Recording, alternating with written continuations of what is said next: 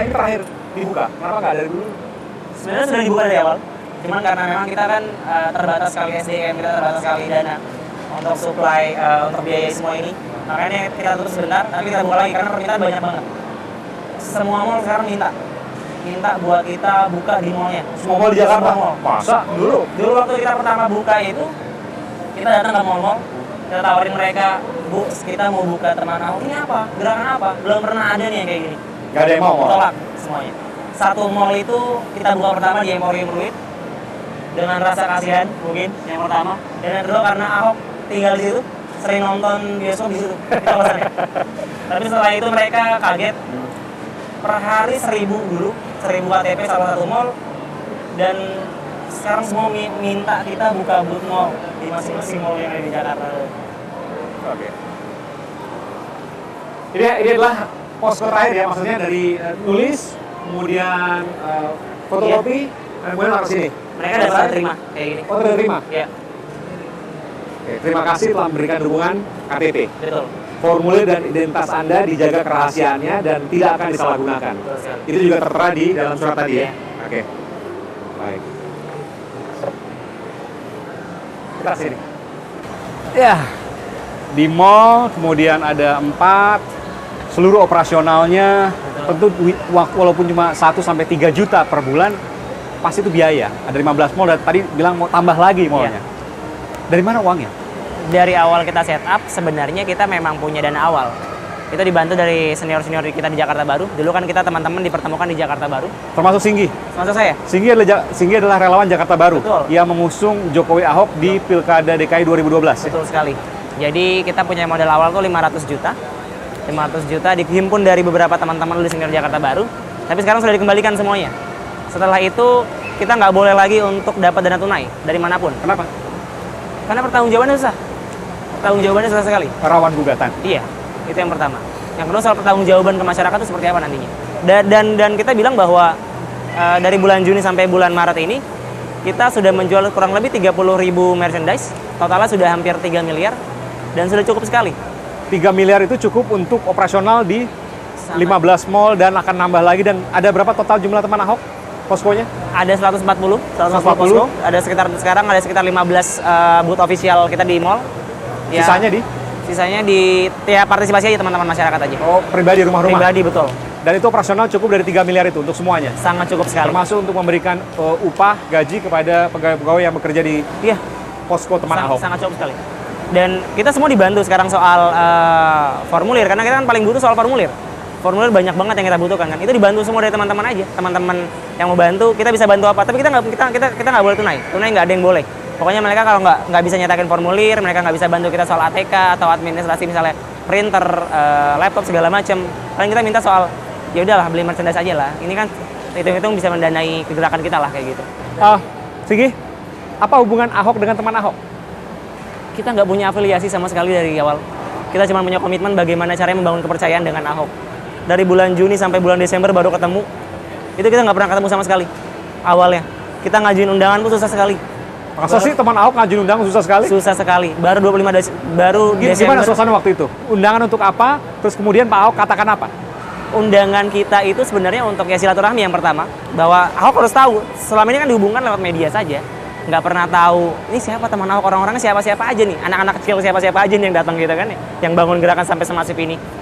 Kita datang ke sana, dan dia bilang bahwa, oh ya saya baru kenal sama teman Ahok. Sekarang. Itu bulan apa itu? Bulan-bulan Desember. 2015. Padahal pengumpulan KTP sudah jadi Juni 2015. Betul sekali. Jadi pengumpulan KTP sudah jalan, tapi Ahoknya belum tahu apa itu teman Ahok yang mengumpulkan KTP untuk dia. Belum tahu sekali. Dia baru tahu. Nggak berusaha mencari tahu masa? Lewat media saya selama ini. Ya artinya 6 bulan berjalan, tapi saya misalnya ketika saya mau menjadi pimpinan daerah, kemudian ada lembaga yang mengumpulkan, ada katakanlah relawan yang mengumpulkan KTP, setelah sekian bulan masa saya nggak tanya? Kita nggak ditanya sama sekali, kita nggak pernah punya hubungan sama staf-stafnya beliau juga. Setelah 6 bulan berjalan mengumpulkan KTP? Iya. Sama sekali nggak ditanya? Iya, kita sama sekali nggak ditanya. Malah kita yang mengajukan undangan gitu. Kita yang mulai ngajuin undangan, malah kita yang ngajakin ketemuan duluan, baru diterima. Pertemuan pertama bulan? Desember 2015. Betul, dan pertemuan terakhir kita kemarin waktu ngomongin soal wakil dan dia maju independen itu bulan Maret. Pada pertemuan pertama apa yang disampaikan? kita menyampaikan bahwa Bapak harus maju lewat jalur independen. Apa kata Pak Ahok waktu itu? Ya saya lihat dulu. Kalian buktikan dulu sama saya. 1 juta KTP di bulan Mei itu terkumpul atau enggak? Pada saat Desember sudah terkumpul berapa KTP? Sudah terkumpul 500-an ribu. 500 ribuan KTP. 500 ribu? Iya. Padahal syaratnya kan 532 ribu ya? Betul sekali. 532 ribu. Pak Ahok nggak bilang apa-apa, ini udah luar biasa 500 ribu. Luar biasa, tapi beliau nggak biasa saja. Responnya biasa saja. Beliau bilang bahwa kalau 1 juta KTP baru saya maju. Oke. Tapi di depan ada rencana untuk mengubah undang-undang pilkada. Ya. Kalau Jakarta sekarang 7,5%, nanti seluruh Indonesia, karena ini pilkada seluruh Indonesia, akan berubah. Termasuk Jakarta juga pasti akan punya dampaknya. Kalau sekarang 7,5%, nanti akan 10-20%. Kalau 20% itu mungkin sekitar 1,4 juta ya. Susah dong udah dikumpulin capek-capek gini, belum tentu dapat 1,4 juta. Tinggal bulan Juli lagi. Betul. Tapi sampai sekarang kami masih optimistis sekali. Kami bisa dapat lebih dari 1 juta KTP, bahkan 1,4 juta KTP. Ini kan baru wacana yang dulu kan. Kami bilang bahwa ini Ahok efek. Ahok efek jelas. Dari awal kita bikin 10.000, 20.000 KTP, kemana partai politik? Sekarang tiba-tiba kita tampar dengan kita punya 532.000, kita mau ngusung Ahok dan dia mengiyakan, baru rame-rame lah kayak gini, wacana kayak gini. Ini nggak fair sekali. Kalau buat kita oke, kita realistis, kita bisa. Tapi kalau untuk daerah-daerah lain, kami pikir ini kurang fair lah. Jadi Juli 1,4 juta KTP pun bisa? Bisa, kami optimis sekali, yakin sekali. Ya lihat sekarang, gerakannya luar biasa masif. Masyarakat percaya dengan kami. Artinya kekuatan ini kami jaga sampai 1,4 juta. Terima kasih, Singgi Widyastono. Siap. Salah satu pendiri dari Teman Ahok, Ya. organisasi yang sekarang mengumpulkan KTP untuk Ahok. Terima kasih telah memberikan waktu di program Aiman.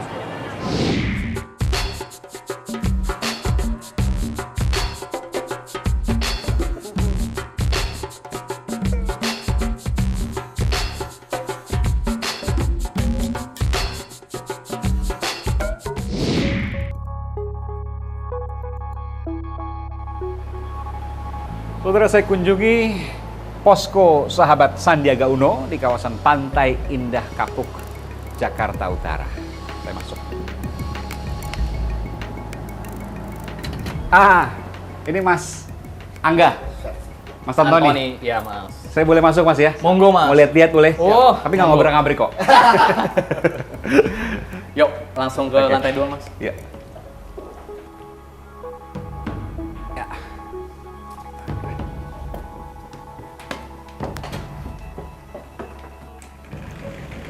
Oke.